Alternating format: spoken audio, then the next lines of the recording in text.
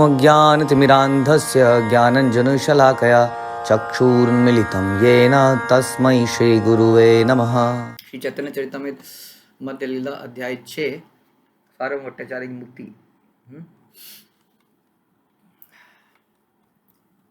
प्रयास संख्या हमने 47 और 48 को पढ़ते हैं।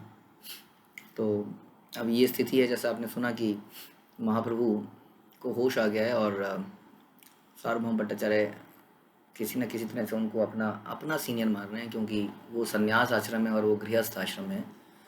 और लेकिन उसके बावजूद भी चैतन्य महाप्रभु क्या कहते हैं? चैतन्य महाप्रभु कहते हैं कि चूँकि आप वेदांत दर्शन के अध्यापक हैं, आप विश्व के समस्त लोगों के गुरु तथा उनके शुभचिंतक हैं, आप सभी सन्यासियों का हित करने वाले हैं। इस प्रकार उन्होंने बोला। तो चैतन्य महाप्रभु उनको रिस्पेक्ट देते हैं और वो उनको रिस्पेक्ट देते हैं। तो वेदांत दर्शन के अध्यापक थे, काफ़ी सीनियर व्यक्ति थे। हाँ, तो सभी सन्यासियों का भी हित करने वाले हैं, क्योंकि जैसे कि आपने मेरा भी हित किया, मुझे घर में बुलाया, मुझे लेके आए, बल्कि उठा के लेके आए और मेरी सेवा करी, और इस प्रकार से आप सभी के शुभचिंतक हैं। आमी बालक सन्यासी भाल मंद नाही जानी, तुम्हार आशया नीलू गुरु कारी मानी। मैं तो अभी तरुण सन्यासी हूँ, जवान यंग सन्यासी हूँ, और मुझे अच्छे बुरे का कोई ज्ञान नहीं है, अभी एक्सपीरियंस नहीं है इतना, अतः मैं आपकी शरण ग्रहण करता हूँ और आपको अपना गुरु मानता हूँ। देखिए, एक बहुत महत्वपूर्ण घटना होने वाली है, आप सुनेंगे इसको। किस प्रकार से चैतन्य महाप्रभु अपनी ह्यूमिलिटी से दूसरों को जीतते हैं। और बिल्कुल एग्जैक्टली सेम चीज़ आपको मिलती है प्रकाशानंद सरस्वती वाराणसी में, जहाँ पर मायावतियों को भगवान तो अपने डिबेट पावर से, आप जानते हैं कि कृष्ण से चैतन्य महाप्रभु से कोई डिबेट नहीं कर पाते थे, और सबको हरा देते थे।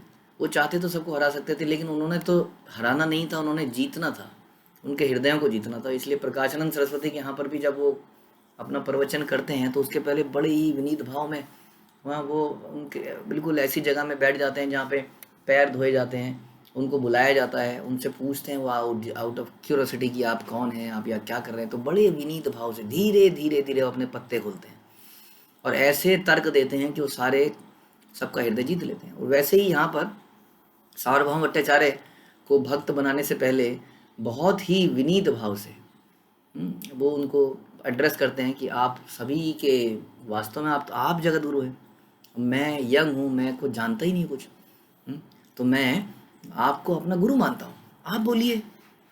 तुम्हारे संग लागी मोरा यह आगमन, सर्व प्रकारे करीब आमाया पालन। मैं आपका संग करने आया हूँ और अब मैं आपकी शरण ग्रहण कर रहा हूँ, क्या आप कृपा सभी प्रकार से मेरा पालन करेंगे। तो इसमें रिलेशनशिप, जैसा शिला प्रभुपाद ने किया, पहले रिलेशनशिप बना रहे हैं। रिलेशनशिप जितनी गाढ़ी हो जाएगी, उसके बाद में महाप्रभु जो भी बोलेंगे ये सब कुछ सुनते जाएंगे। देखिए, पहले यदि आप किसी को सुन लें, अगर सुन भी लें, तो वो आपको सुनने के लिए भी बाध्य हो जाएगा। इस प्रकार से आप कह रहे हैं कि मैं आपकी शरण कह रहा हूँ, आप सभी प्रकार से मेरा पालन करें। आज ही ये हईल हमारा बड़ा ये विपत्ति, ताहा हिते कैल तुम्ही हमारा अव्याहति। आज जो घटना घटी है वो मेरे लिए महान विपत्ति थी, किंतु आपने मुझसे उसे उबार लिया। विपत्ति थी, अगर मैं वहाँ आगे चला जाता, पकड़ लेता जगन्नाथ जी को, तो क्या पता वहाँ के सिक्योरिटी इंचार्ज मेरे साथ क्या क्या करते और मैं वहीं पे पड़ा रहता लोगों के बीच में, तो मेरा क्या होता। आपने उस विपत्ति से मुझे बचाया, मुझे यहाँ पर लेके आ गए। भट्टाचार्य कहे एकले तुम्ही ना या ही दर्शने, आमार संग याबे किंवा आमार कौन सने लोक सने। भट्टाचार्य ने उत्तर दिया कि आप जगन्नाथ मंदिर में विग्रह दर्शन करने अकेले ना जाएं, क्योंकि आप तो उसी तरह से भाव में आ जाएंगे। देखिए, जगन्नाथ जी के दर्शन करने ये नहीं गए अब तक, अभी तक कौन गए हैं? चैतन्य महाप्रभु के पार्षद जो आए थे उनको भेज दिया था जब ये बेहोश थे। तो अब जो है बोला जा रहा है कि आप जगन्नाथ मंदिर में विग्रह दर्शन करने अकेले ना जाएं, अच्छा होगा कि आप या तो मेरे साथ जाएं या मेरे लोगों के साथ जाएं, क्यों ना जाने आप वहाँ पे पता नहीं क्या कर देंगे। आपका जो भाव है आपके कंट्रोल में कहाँ है। प्रभु कहे मंदिर भीतरे ना आईब, गरुड़ेर पाशे रही दर्शन करीबा। महाप्रभु ने कहा, अब मैं कभी भी मंदिर के भीतर नहीं जाऊंगा, मैं सदैव गरुड़ स्तंभ के पास से भगवान के दर्शन करूंगा। अगर जो लोग गए हैं वहाँ पर, जगन्नाथपुरी मंदिर में, तो गरुड़ स्तंभ काफ़ी दूरी पर है, वहाँ से भगवान दिखते हैं, लेकिन आगे भी जाया जा सकता है। तो गरुड़ स्तंभ एक तरह से मंदिर के बाहर ही कह सकते हैं। तो वहाँ से दर्शन करते थे चैतन्य महाप्रभु। उनकी दीवारों पे आज भी महाप्रभु के अंगूठे और उंगलियों के निशान हैं उस जगह पर। तो वहाँ पे उन्हें बोलते हैं मैं आप दूर से करूँगा, मैं पास नहीं जाऊँगा, इस तरह से बोलते हैं। गोपीनाथाचार्य के कहे सार्वभौम तुम्ही गोसाई रे लैया कराइए दर्शन। तब सार्वभौम भट्टाचार्य ने गोपीनाथाचार्य से कहा, गोस्वामी जी को ले जाओ और उन्हें जगन्नाथ जी का दर्शन कराओ। आमार मात्र स्वसा गृह निर्जन स्थान तहाँ वासा देह कर सर्व समाधान। मेरी मौसी का घर अत्यंत निर्जन स्थान में है, वहीं इनके रहने की सारी व्यवस्था कर देना। गोपीनाथ प्रभु लैया तहाँ वास दिल जल जल जल जल पात्राधिक सर्व समाधान कैला। गोपीनाथ आचार्य श्री चैतन्य महाप्रभु को उस घर तक ले गए और उन्हें पानी के पात्र, नांद आदि दिखला दिया। इस प्रकार उन्होंने सब प्रकार की व्यवस्था कर दी।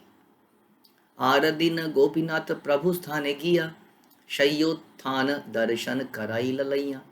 अगले दिन गोपीनाथ आचार्य चैतन्य महाप्रभु को जगन्नाथ भगवान का शयोत्थान यानी कि भोर के समय उठना दिखाने ले गए। मॉर्निंग में जब उनको उठाया जाता है तो उस वक्त ले गए। मुकुंद दत्त लैया आइला सार्वभौम स्थाने, सार्वभौम किछु तारे बलीला वचने। इसके बाद गोपीनाथ आचार्य मुकुंद दत्त को अपने साथ लेकर सार्वभौम भट्टाचार्य के घर गए। वहां पहुंचने पर सार्वभौम ने मुकुंद दत्त से इस प्रकार कहा, प्रकृति विनीति सन्यासी देखी त सुंदर, आमर बहु प्रीति बाड़े यहाँ ऊपर। यह सन्यासी अत्यंत नम्र है एवं विनीत स्वभाव का है और देखने में अत्यंत सुंदर है, फलता इसके प्रति मेरा स्नेह बढ़ता जा रहा है। देखिए यही तो चाहते थे महाप्रभु। अब सार्वभौम भट्टाचार्य मुकुंद से कहते हैं कि ये सन्यासी बहुत ही सुंदर है, लेकिन सुंदर होने के सरीके कोई व्यक्ति अच्छा कब लगता है आपको? कोई व्यक्ति हो सकता है आपको बहुत अच्छा लगे, जैसे कि फिल्म एक्टर एक्ट्रेसेस कई लोगों को इतने अच्छे लगते हैं कि उनके लिए मरने के लिए तैयार हो जाते हैं, और एक बार उनसे पर्सनली कहीं पर मिल लेते हैं और देखते हैं वो किस तरह से बदतमीजी से बात कर रहे हैं भीड़ से, रिपोर्टर्स से, तो एकदम से मन खिन्न हो जाता है। कोई कितना भी सुंदर हो, अगर उसकी जब वाणी कर्कश है, कितना भी सुंदर हो, अगर उसकी वाणी कर्कश है तो वो किसी को भी अच्छा नहीं लगता। यानी कि सुंदर बनने के लिए ये शारीरिक सुंदरता के अलावा विनम्रता बड़ी आवश्यक है। एक विनम्र व्यक्ति देखिएगा सबको सुंदर लगता है, सबको बहुत प्रिय लगता है, सबको बहुत पसंद आता है। लेकिन आजकल की जो भी रिश्ते भी बनते हैं, शादी भी बनती है, तो वो तो केवल फोटो देख के बनती है। अक्सर फोटो में कैसा लगता है आदमी। तो यहाँ पर उन्होंने बोला कि ये मेरा मन जो है स्नेह से क्यों देखिए ये जो विनम्रता है कैसे दूसरों को अट्रैक्ट कर लेती है, इससे ये पता चलता है जब आपके प्रति दूसरे व्यक्ति अट्रैक्ट हो जाएंगे तो वो आपसे संबंध बनाने का प्रयास करेंगे। जब वो आपसे संबंध बनाने का प्रयास करेंगे तो वो आपकी तरह भगवान के नामों का जप करेंगे, कीर्तन करेंगे, उनकी पूजा करेंगे, और इस प्रकार से बिना कुछ करे आप प्रचार कर पाएंगे। लेकिन अगर आप बहुत ही प्राउडी है ना, अहमी व्यक्ति की तरह घूमेंगे इधर उधर, अपने ज्ञान पे घमंड करके, भक्ति पे घमंड करके, तो वो सब व्यक्ति आपसे दूर भागेंगे। आप किसी व्यक्ति को आप चाह के भी भक्त नहीं बना पाएंगे। तो चैतन्य महाप्रभु ने विनम्रता से ही भक्त बनाए सारे। यहाँ पर भी उन्होंने जैसा व्यवहार किया सार्वभौम के साथ, सार्वभौम को बोला तुम तो गुरु हो जगत के, मैं तो नया हूँ, छोटा सा बालक हूँ, मुझे अपनी शरण में लीजिए, मुझे अपना शिष्य सब बनाइए। ऐसी विनम्रता देख देख के अभी कह रहे हैं कि बहुत ही विनम्र है, विनीत है, देखने में बहुत सुंदर है, मेरा स्नेह बढ़ता जा रहा है, पता नहीं क्या हो रहा है मुझे। तात्पर्य श्रील प्रभुपाद की जाए। सार्वभौम भट्टाचार्य श्री चैतन्य महाप्रभु को अत्यंत विनीत व्यक्ति मानते थे, क्योंकि सन्यासी होते हुए भी उन्होंने अपना ब्रह्मचारी नाम नहीं छोड़ा था। पहली बात तो यही, जनरली सन्यासी होने पे नाम बदल दिया जाता है, इन्होंने फिर भी अपना नाम वही रखा, यानी कि अपने आप को छोटा ही मानना चाहते थे, रखना चाहते थे। तो महाप्रभु ने भारतीय संप्रदाय के केशव भारती से संन्यास लिया था, जिसमें ब्रह्मचारियों को चैतन्य कहा जाता है। संन्यास लेने के बाद महाप्रभु ने चैतन्य नाम का त्याग नहीं किया। चैतन्य का अर्थ है सन्यासी का विनीत दास। सार्वभौम भट्टाचार्य को यह बात बहुत प्रशंसनीय लगी। चैतन्य मतलब चैतन्य सन्यासी का विनीत दास, ऐसा ही हम बताया जा रहा है। कौन संप्रदाय सन्यासे करिया छेन ग्रहण, की बा नाम इहार शोनिते हया मन। इन्होंने किस संप्रदाय से संन्यास ग्रहण किया है, इनका नाम क्या है? गोपीनाथ कहे नाम श्री कृष्ण चैतन्य, गुरु इहार केशव भारती महाधन्य। गोपीनाथ आचार्य ने उत्तर दिया, महाप्रभु का नाम श्री कृष्ण चैतन्य है और उन्होंने संन्यास देने वाले गुरु है महाभाग्यवान केशव भारती। गोपीनाथ आचार्य ने उनके बारे में बताया। सार्वभौम कहे इहर नाम सर्वोत्तम, भारती संप्रदाय इहु हयेन मध्यम। सार्वभौम भट्टाचार्य ने कहा श्री कृष्ण नाम अति उत्तम है, किंतु ये भारतीय संप्रदाय के हैं, अतएव ये द्वितीय श्रेणी के सन्यासी।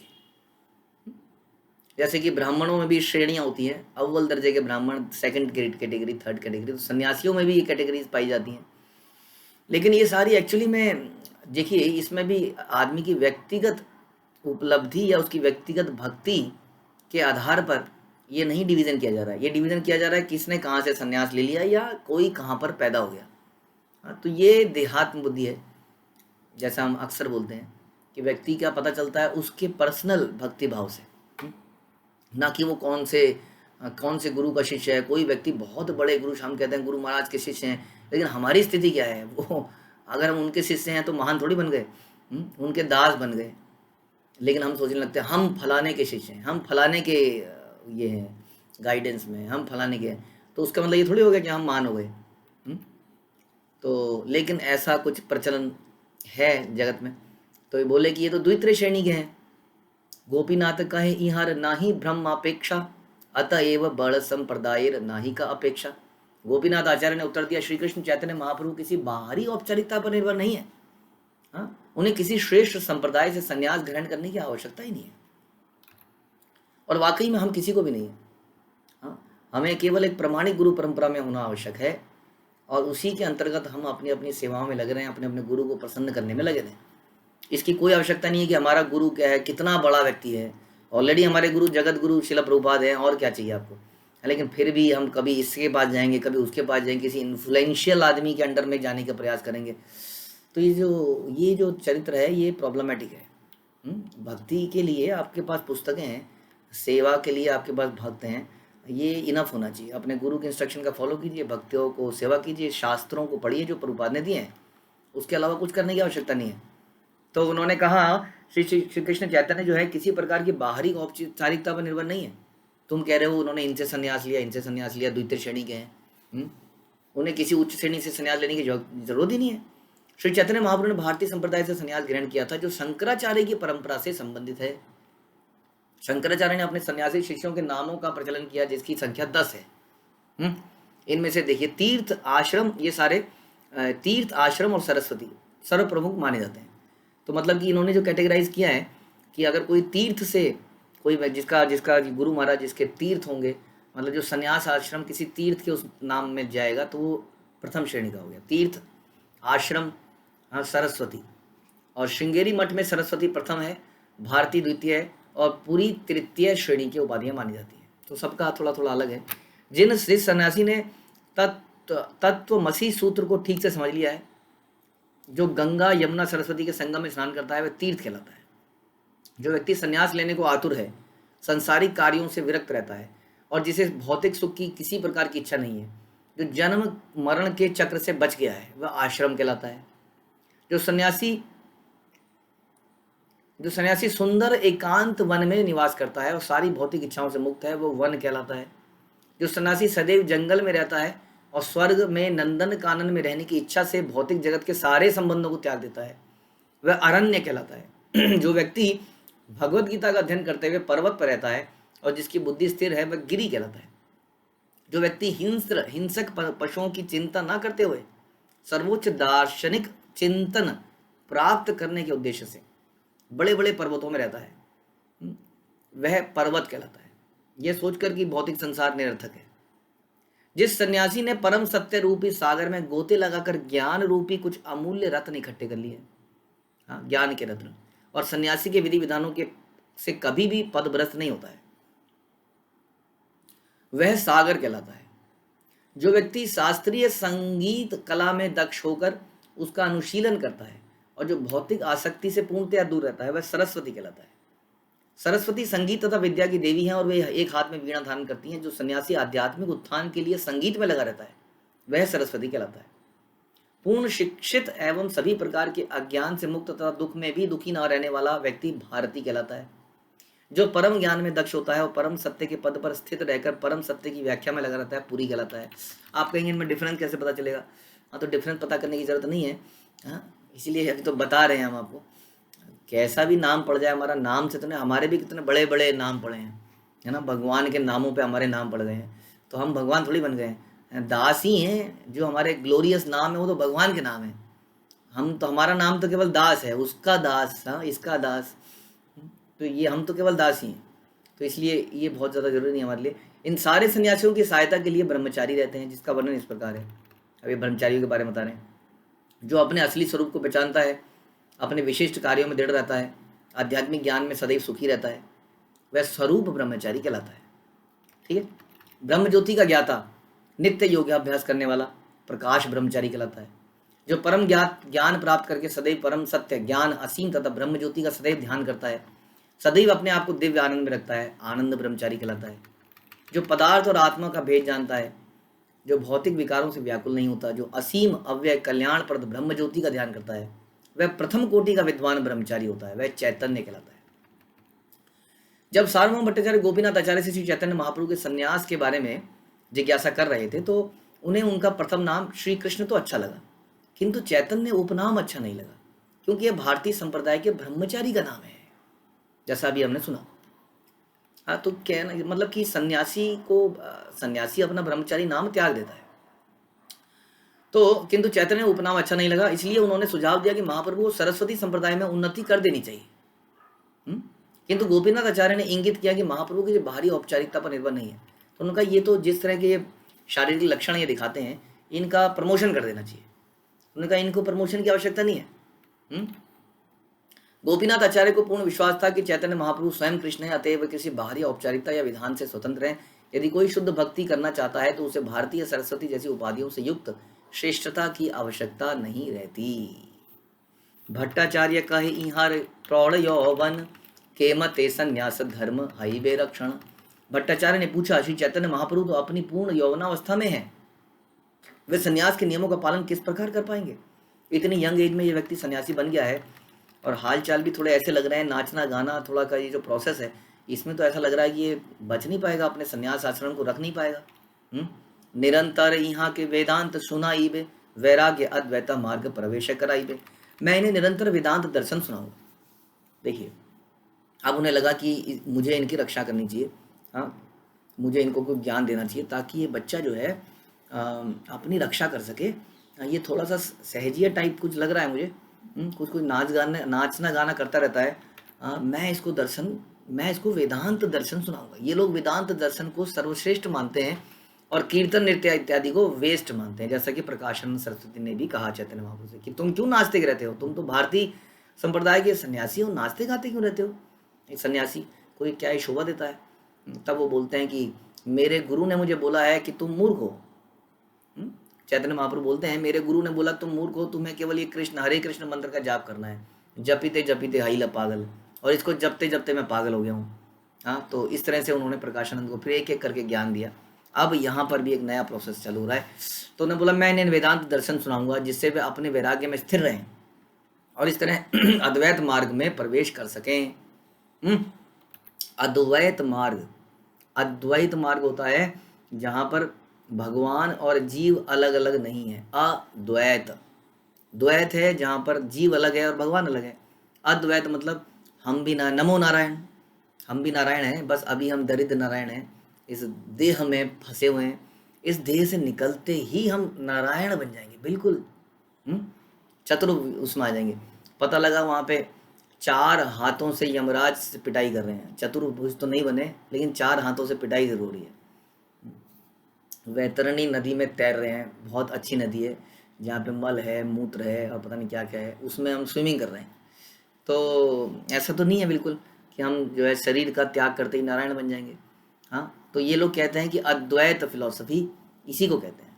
ठीक है, अद्वैत आचार्य का नाम अलग है, वो एक अलग कॉन्सेप्ट है, वो अलग मतलब है, उसको मत इससे मिक्स करिए। लेकिन अद्वैत फिलॉसफी जब आपसे कोई बोले तो उसका मतलब यही है कि ये बड़ी खतरनाक फिलॉसफी है। ये कहते हैं कि भगवान और जीव में कोई अंतर नहीं है, जीव कोई परमानेंट, हम कहते हैं कि जीव जो है नित्य दास है। ये कहते हैं जीव नित्य दास कहाँ से हो गया? जीव तो मृत्यु के बाद खुद ही क्या बन जाता है? भगवान बन जाता है। तो ऐसा इन्होंने बोला कि अगर आप, मैं इनको वेदांत दर्शन सुनाऊंगा जिसके बाद में ये अद्वैत मार्ग को प्राप्त करेंगे। सार्वभौम भट्टाचार्य के अनुसार वेदांत दर्शन के अनुशीलन से सन्यासियों को इंद्रिय तृप्ति से विरक्त रहने में सहायता मिलती है। वाकई में कुछ फिलॉसफी हमें निरंतर सुनती रहनी चाहिए, जन्म कर्म जन्म वगैरह की, अपना आत्मा की फिलॉसफी, संसार के दुखों की फिलॉसफी। इससे क्या होता है, इससे हम लोग एकदम से अपने असली पोजीशन पे रहते हैं। ठीक है, हम लोग कीर्तन करते हैं, हम लोग नृत्य करते हैं, हम लोग जप करते हैं, ये बहुत बढ़िया है, लेकिन इसके साथ साथ दर्शन को सुनना, यानी कि फिलॉसफी को सुनना बड़ा इंपॉर्टेंट है बीच बीच में, जैसे हम सुनते ही हैं। तो इसीलिए प्रभुपाद ने ऐसा बनाया कि सवेरे मंगला आरती होगी, नाचना गाना होगा, फिर जप होगा, उसके बाद में फिर आपकी कक्षा होगी, उसमें जब भगवत गीता और श्रीमद् भागवतम का बताया जाएगा, जैसा कि हम भी करते हैं। तो इससे क्या लाभ होता है, इससे हमारी फिलॉसफी, ज्ञान की तलवार से हम लोग अपनी पोजीशन पे स्थिर रहते हैं। नहीं तो क्या होता है, थोड़े दिन नाचते गाते हैं, फिलॉसफी सुनते नहीं है, तो धीरे धीरे धीरे अलग ही हो जाते हैं, कहीं और जाके नाचने लगते हैं। तो सार्वभौम भट्टाचार्य के अनुसार वेदांत दर्शन के अनुशीलन से सन्यासियों को इंद्रिय तृप्ति से विरक्त रहने की सहायता मिलती है। देखिए, आप चाहे सन्यासी हैं, चाहे आप मायावादी हैं, चाहे आप भक्तिवादी हैं, चाहे कोई से भी वादी हैं, लेकिन इंद्रिय तृप्ति से विरक्त रहने को हर कोई समझाता है। यानी कि इस प्रोसेस में आगे बढ़ने के लिए ये कॉमन स्टेप है जो सभी को लेना है। यहाँ तक कि सबकी फिलॉसफी सेम रहेगी, चाहे वो हमारे ब्रह्मवादी लोग हों, मायावादी लोग हों, हाँ, बुद्ध बौद्धिक लोग हों या वैष्णव हों, सभी एक ही बात बोलेंगे, क्या कि ये जो है जन्म मृत्यु जरा व्याधि, ये संसार में दुख है, ऐसे ऐसे करके। तो ये जो फिलॉसफी है, इसलिए ये सबको सुनना जरूरी है और इंद्रिय तृप्ति से विलग रहना है।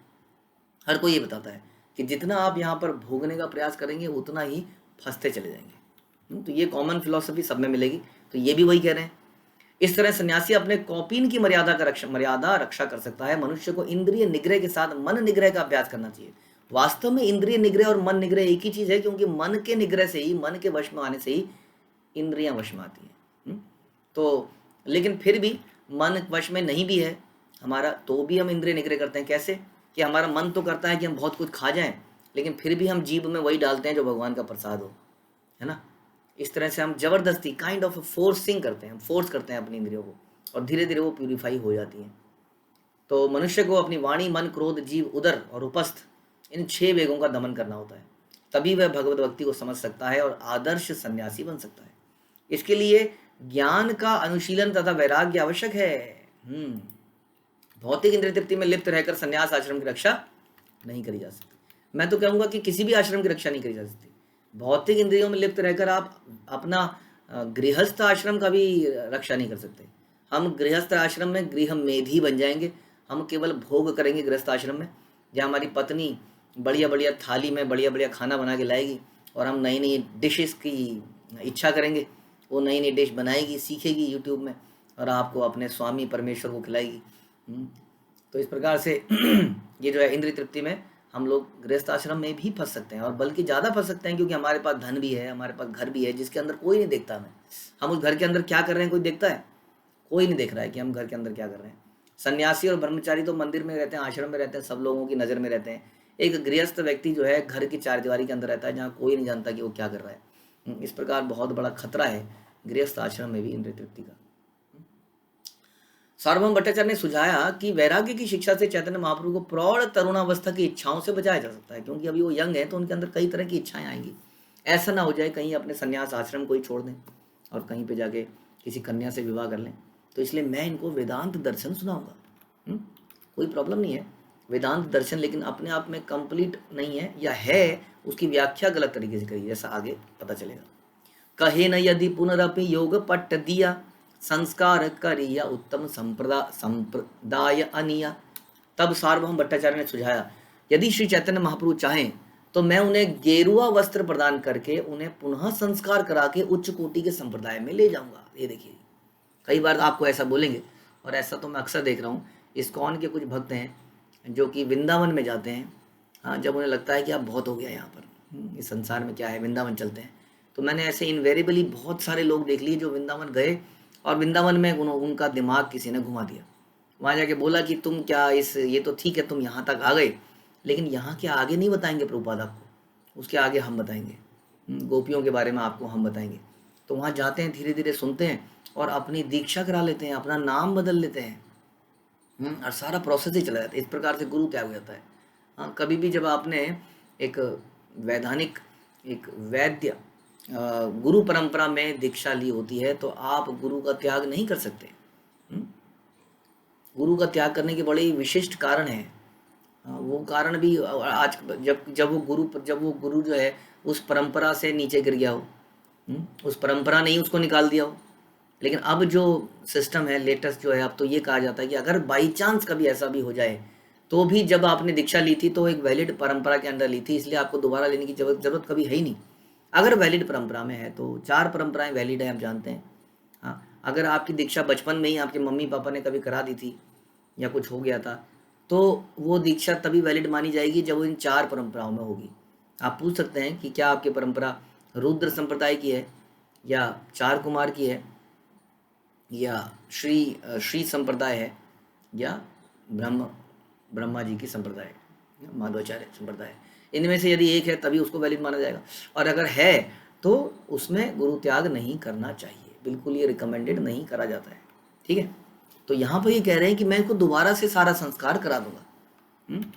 देखिए, आपको अगर आप किसी वैलिड उसमें आ गए तो it is up to you now. आपको आशीर्वाद मिल गया, अब ये आपको ग्रंथ मिल गए, आपको भक्त मिल गए, अब ये आपकी प्रोग्रेस है, आपका प्रयास है।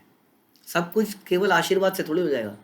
आशीर्वाद और हमारा प्रयास दोनों का मिश्रण है। आशीर्वाद आपको मिल गया उस दिन जिस दिन गुरु ने आपको एक्सेप्ट किया, बल्कि दीक्षा से भी पहले आपको एक्सेप्ट कर लिया। आशीर्वाद तो आपको मिल गया, उसके बाद में आपका प्रयास है कि आप कितना प्रयास करते हो। ठीक है, तो यहाँ पर सार्वभौम बोलते हैं कि मैं तुम्हारा पुनः संस्कार करा दूंगा, उच्च कोटि के संप्रदाय में ले जाऊंगा। भट्टाचार्य को अच्छा नहीं लगा कि महाप्रभु भारतीय या पूरी संप्रदाय से संबंधित रहे, अतएव वे उन्हें सरस्वती संप्रदाय में प्रतिष्ठित करना चाह रहे थे, सबसे टॉप की संप्रदाय में। वस्तुतः श्री चैतन्य महाप्रभु की स्थिति से परिचित नहीं थे। पूर्ण पुरुषोत्तम भगवान के रूप में चैतन्य महाप्रभु किसी उच्च या निम्न संप्रदाय पर आश्रित नहीं हैं। पूर्ण पुरुषोत्तम भगवान तो सभी परिस्थिति में सर्वोच्च पद पर ही बने रहते हैं, और जो उनके दास हैं वो भी हमेशा सर्वोच्च पद पर बने रहते हैं। कोई नीचा वैष्णव ऊंचा वैष्णव जाति के आधार पर नहीं है। उत्तम अधिकारी मध्यम अधिकारी वो एक अलग चीज़ है ना, वो जाति के आधार पर नहीं है, वो आपके भक्ति के लेवल के आधार पर है। उसमें कोई डेजिग्नेशन नहीं दी जाती है उसमें भी कि आज से ये व्यक्ति उत्तम अधिकारी के नाम से जाना जाएगा, मिस्टर ईश्वर दास उत्तम अधिकारी, ऐसा नाम कभी नहीं बनाया जाता। ये तो समझने की बातें हैं कि कौन किस लेवल पे पहुंचा है। हमेशा हमें अपने आप को तो निम्न लेवल पे ही समझना चाहिए। तो यहाँ पर चैतन्य महाप्रभु को इसकी आवश्यकता नहीं थी, लेकिन उनको लग रहा था कि यंग है और अच्छा लड़का है, बड़ा विनम्र है, मुझे बड़ा अच्छा लग रहा है, तो मैं क्यों ना इसको ऊपर अपग्रेड कर दूँ। हम संसार में अपग्रेड ही होना चाहते हैं हमेशा। हमारे सोशल स्टेटस में हमें प्रसादम की लाइन में ना लगना पड़े, अलग से हमें प्रसाद मिल जाए, किसी तरीके से लाइन में लगना पड़े। लाइन में लगने को हम अपना अपमान मानते हैं। ध्यान रखिए, आप कितने भी बड़े बुकना बन जाए, लाइन में लगना इज गुड थिंग। विनम्रता बनी, ऐसी लाइन में लगना एक एग्जाम्पल है किसी भी चीज़ में इस तरह का व्यवहार। हाँ, लेकिन हम अपने आप को अपग्रेड करना चाहते हैं। तो इसलिए यहाँ पर कुछ ऐसे ही हो रहा था। सुनी गोपीनाथ मुकुंद दुहे दुखी हैला, गोपीनाथ आचार्य किछु कही तेला गिला। गोपीनाथ आचार्य तथा मुकुंद दत्त यह सुनकर बड़े दुखी हुए। अब ये तो देखिए, भगवान के परम भक्त हैं गोपीनाथ आचार्य मुकुंद, इनको कोई बोल दे कि तुम्हारे भगवान, इनको मैं अपग्रेड कर देता हूँ, तो इनका तो मन करेगा उसको पकड़ के 2-4 थप्पड़ ही मार दें। तो ये बड़े दुखी हुए। गोपीनाथ आचार्य ने सार्वभौम भट्टाचार्य को इस प्रकार संबोधित किया, भट्टाचार्य तुमी इहार ना जान महिमा, भगवत्ता लक्षेण इहा तेह सीमा। हे भट्टाचार्य, आप चैतन्य महाप्रभु की महिमा को नहीं जानते हो। इनमें भगवत्ता के समस्त लक्षण अपनी चरम सीमा को प्राप्त हैं। आप जानते हैं भगवत्ता के चरम लक्षण आपने तो देखे हैं। कैसी बातें कर रहे हो आप? क्योंकि भट्टाचार्य निर्विशेषवादी थे, अतएव उन्हें निर्विशेष तेज के परे परम सत्य का ज्ञान ही नहीं था। निर्विशेष तेज के परे, निर्विशेष तेज क्या है? निर्विशेष तेज है ब्रह्म ज्योति, भगवान के शरीर की कांति, ज्योति, प्रकाश। उसके परे कौन है? भगवान स्वयं है। जैसे सूर्य का प्रकाश हम देखते हैं, कई बार हम सूर्य को देखने का भी प्रयास करते हैं तो दिखता नहीं है ना, रोशनी में दिखता नहीं है। उसी तरह से इस तेज में भगवान के दर्शन नहीं होते। सूर्य को देखना है तो आंखों में चश्मा पहनना पड़ता है काला, तब जाके वो गोल गोल प्लेनेट दिखता है, अदरवाइज तो प्रकाश ही प्रकाश दिखता है। उसी तरह से भगवान को देखना है तो क्या करना पड़ेगा? प्रेमांजुन चरिता भक्ति विलोचनेना, इन आंखों में चश्मा लगाना पड़ेगा भक्ति का, तब देखेंगे, तब प्रकाश के पीछे भगवान दिखाई देंगे। तो किंतु गोपीनाथ आचार्य ने उन्हें बतलाया कि श्री चैतन्य महाप्रभु पूर्ण पुरुषोत्तम भगवान है, परम सत्य को जानने वाले इनकी 3 अवस्थाओं से परिचित होते हैं। जिन्हें अद्वैत परम सत्य का ज्ञान है, वे स्पष्ट रूप से जानते हैं कि ब्रह्म क्या है, परमात्मा क्या है, पूर्ण पुरुषोत्तम भगवान क्या है। पूर्ण पुरुषोत्तम भगवान 6 ऐश्वर्यों से पूर्ण होते हैं। गोपीनाथ आचार्य ने दृढ़तापूर्वक बोला कि चैतन्य महाप्रभु इन 6 ऐश्वर्यों से पूर्णतः विद्यमान है। 6 ऐश्वर्य आप जानते ही हैं, सबसे ज्यादा रूपवान, बलवान, ज्ञान, वैराग्य, क्या रह गया, बल, ऐश्वर्य। तो इस सबसे पूरी तरह से ये ऐश्वर्यवान है, इनको किसी अपग्रेडेशन की आवश्यकता नहीं है, इस तरह से बोलते हैं। ताहा ते विख्यात इहो परम ईश्वर, अज्ञ स्थाने किचु नहे विज्ञर गोचर। गोपीनाथ आचार्य ने आगे कहा, श्री चैतन्य महाप्रभु पूर्ण पुरुषोत्तम भगवान के रूप में विख्यात हैं। इस विषय से अनजान व्यक्ति तत्ववेताओं के निर्णय को अत्यंत कठिनाई से समझ पाते हैं। हाँ, विच इज वेरी डिफिकल्ट भगवान को समझना। जब भगवान कृष्ण के रूप में आए थे तब भी लोग उन्हें समझ नहीं पाए।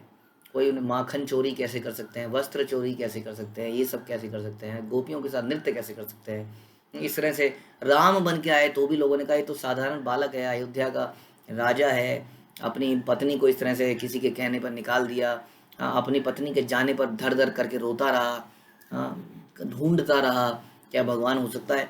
तो यही भगवान कहते हैं कि जब भगवान मनुष्य रूप में संसार में आते हैं तो दुष्ट व्यक्ति, मूर्ख व्यक्ति उन्हें समझ नहीं पाते। तो ये बड़ा कठिनाई से समझ पाते हैं, बड़ा जटिल विषय है कि कैसे भगवान तो अपने भक्तों को, जैसे कई बार कोई बड़ा व्यक्ति होता है, जैसे कोई घर में किसी के पापा हैं और बच्चा रूठ गया है, तो आप देखेंगे कि पापा जो है घोड़ा बन गए, घोड़ा टिप टिप टिप टिप करके नाच रहे हैं, कुछ अजीब अजीब से हरकतें कर रहे हैं। अब उसी वक्त उनके ऑफिस का कोई व्यक्ति आ जाए, वो तो हैरानी हो जाए, ये क्या हो रहा है यहाँ पर, ये कंपनी का चेयरमैन ये जमीन पर लोटे क्यों खा रहा है। तो जब वो व्यक्ति अपने पुत्र को रिझाने के लिए, रूठने से मनाने के लिए कुछ भी करता है, राइट, उस वक्त कोई उसको वैसा व्यक्ति देख ले तो समझ नहीं पाएगा। तो बस वही स्थिति है, समझ लीजिए। भगवान इस संसार में हम जैसे व्यक्तियों को अट्रैक्ट करने आते हैं, इसलिए वो कुछ कुछ ऐसी ऐसी लीलाएं करते हैं जिसको एक आम आदमी समझता है तो उसको समझ नहीं पाता है। तो आम आदमी को तो वही डंडा चलाने वाला व्यक्ति ही समझ में आता है, नरसिंह भगवान समझ में आता है उनको। जिसको कोई भगवान समझ नहीं आया उसको नरसिंह भगवान समझ में आ जाते हैं, हाँ ठीक है भगवान है। तो इस तरह से इन्होंने बोला कि अनजान व्यक्ति जो है तत्ववेताओं के निर्णय को अत्यंत कठिनाई से समझ पाते हैं। शिष्यगण कहे ईश्वर, कहे कौन प्रमाणे, आचार्य कहे विज्ञ मत ईश्वर लक्षण। सार्वभौम भट्टाचार्य के शिष्यों ने प्रतिकार करते हुए पूछा, आप किस साक्ष्य के आधार पर निर्णय कर सकते हैं कि चैतन्य महाप्रभु परमेश्वर है। सार्वभौम भट्टाचार्य के शिष्य भी थे। कई बार क्या होता है कि शिष्यों के अंदर क्योंकि इतनी परिपक्वता नहीं होती है, वो कहते हैं ना कि वो थोथा चना बाजे घना, उछलते हैं वो। तो हमने देखा कि सार्वभौम भट्टाचार्य ने कुछ बात बोली, इन्होंने काट के रख दी, वो उछलने लगे। आप कैसे कह सकते हैं कि चैतन्य महाप्रभु जो स्वयं भगवान है। गोपीनाथ आचार्य ने उत्तर दिया, इसका प्रमाण पूर्ण पुरुषोत्तम भगवान को जानने वाले प्रामाणिक आचार्यों के कथन है। अब वो बोल रहे हैं, अब यहाँ आपस में इनमें डिबेट हो गई। श्री चैतन्य महाप्रभु के आविर्भाव के समय भारत में ऐसे अनेक छद्म अवतार थे, झूठे, जिनमें प्रामाणिक लक्षण नहीं पाए जाते थे। 500 वर्ष पहले भी सार्वभौम भट्टाचार्य के विद्वान शिष्यों ने जब गोपीनाथ आचार्य से साक्षी देने के लिए बोला तो बिल्कुल ठीक कह रहे थे। यदि कोई व्यक्ति अपने आप को या किसी अन्य को ईश्वर या ईश्वर बताता है तो उसे शास्त्र के अनुसार उसको प्रूव करना चाहिए। अतः भट्टाचार्य के शिष्यों का अनुरोध सही है। दुर्भाग्यवश आज के समय पर कोई ऐसा बोलता ही नहीं है, ना तो कोई करता है। बस किसी को कोई बीमारी हो रही थी, कहीं पर पेट में पथरी थी, तो मैंने सुना कहीं पर वो कोई व्यक्ति है जो पेट में हाथ फेरता है और पथरी को निकाल देता है ऐसे। अब उस व्यक्ति को लोग भगवान मानने लगते हैं। जो आपके शारीरिक बीमारियों का इलाज कर दे, आजकल ऐसे भगवानों को पूजा जाता है। आप जानते हैं ऐसे भगवान हैं आज की डेट में, जो क्या करते हैं, आपकी बीमारियों को दूर कर देते हैं, आपकी समस्याओं को दूर कर देते हैं, संसारिक भौतिक समस्याओं को। भगवान तो भक्त को अपने धाम में बुलाते हैं, ना कि यहाँ की समस्याएं सॉल्व करने के लिए। तो यहाँ पर बता रहे हैं कि आज की डेट में कोई ना तो प्रमाण मांगता है भगवान होने का, ना कोई देता है। किंतु बुद्धिमान पुरुष को चाहिए कि किसी व्यक्ति को ईश्वर का अवतार मानने से पहले ये सारे प्रमाण देख ले, सुन ले, मांगे मांगे। तो ब्रह्मा, नारद, व्यासदेव, असित तथा अर्जुन जैसे महापुरुषों के कथन से ही कृष्ण पूर्ण पुरुषोत्तम भगवान के रूप में प्रतिष्ठित है। अब इसके बारे में वो आगे बताएंगे। शिष्य कहे ईश्वर तत्व साधि अनुमाने, आचार्य कहे अनुमाने नहे ईश्वर ज्ञाने। भट्टाचार्य के शिष्यों ने कहा, हम तार्किक अनुमान के द्वारा परम सत्य को ज्ञान प्राप्त करते हैं। हाँ, हम कोई इमोशनल होके ऐसे नहीं मान लेते, हाँ हाँ आप तो बड़े सुंदर हैं, आपके बाल घुंघराले हैं, आपकी वाणी कितनी सुंदर है, आप जब गाते हैं तो शहद टपकता है, हम आपको ही भगवान, हमारे लिए तो आप ही भगवान हैं। तो हम कह रहे हैं हम ऐसे वैसे नहीं है, हम कोई हम तार्किक अनुमान के द्वारा, जब आप शास्त्रों से तर्क वितर्क करेंगे तो उसी सत्य को हम मानते हैं। गोपीनाथ आचार्य ने उत्तर दिया, पूर्ण पुरुषोत्तम भगवान के विषय में वास्तविक ज्ञान इस प्रकार के अनुमान या तर्क से प्राप्त नहीं हो सकता। इन्होंने एक और ही बात बोल दी, उसके ऊपर चढ़ गए और ज़्यादा। उन्होंने कहा तुम तर्क की बात कर रहे हो, क्या तुम भगवान को तर्क से समझ सकते हो? देखिए दोनों बातों का मिश्रण है, कुछ तर्क भी है और कुछ फॉलोइंग, अपने गुरु की बात को मानना, शास्त्रों को मानना भी है। यानी कि शास्त्रों को जब हम एक्सेप्ट करते हैं तो उसमें तर्क है, ऐसा नहीं है उसमें तर्क नहीं है, लेकिन टोटली भगवान को तर्क से समझना इम्पॉसिबल है। अगर आप तर्क लगाएंगे तो आप कहेंगे कोई कैसे गोवर्धन पर्वत को उठा सकता है। हाँ, आप बोलेंगे अच्छा बताइए शुरू में कैसे उठाया होगा, चलो ठीक है, किसी ने उठा के ऊपर रख दिया, शुरू में कैसे उठाया होगा, ऐसे कैसे उखाड़ा कैसे होगा, फिर टेढ़ा किया होगा, क्या टेढ़ा किया होगा, टेढ़ा करके तो एक तरफ को गिर गया होगा सारा। अब सोचिए तर्क लगाने बैठ गए तो कहाँ से तर्क लगाएं, कैसे उठाया होगा उसको, जो कई किलोमीटरों में फैला हुआ हो। तो अगर टोटली तर्क से नहीं समझ सकते, लेकिन कुछ हद तक कई सारी चीज़ें हैं जो तर्क, जहाँ तक भगवान ने हमें समझाने का प्रयास किया है वहाँ तक समझ पाएंगे। जैसे जैसे आगे बढ़ेंगे भगवान बुद्धि डालते रहेंगे, रियलाइजेशन डालते रहेंगे। इसलिए पहले तर्क से समझूंगा फिर भगवान को मानूंगा, ऐसा नहीं हो पाएगा। हमें आगे बढ़ना पड़ेगा, भक्ति करनी पड़ेगी, शुद्धता लानी पड़ेगी। हाँ, धीरे धीरे हम जब भक्ति में प्रोग्रेस करेंगे तो हम गुरु को, भगवान को, वैष्णव की इंपॉर्टेंस को समझेंगे। ठीक है, तो यहाँ पर इसी तरह से अब ये शिष्यों का और गोपीनाथ आचार्य का आपस में डिस्कशन चल रहा है। अब जो है भट्टाचार्य क्या, गोपीनाथ जी क्या क्या तर्क देंगे इसको समझाने के लिए, और शिल प्रभुपाद ने बहुत लंबा प्रपट लिखा है इसके ऊपर, इसको हम अगले प्रवचन में सुनेंगे। शिल प्रभुपाद की जय, श्री चैतन्य चरितामृत की जय, श्री कृष्णदास कविराज की जय।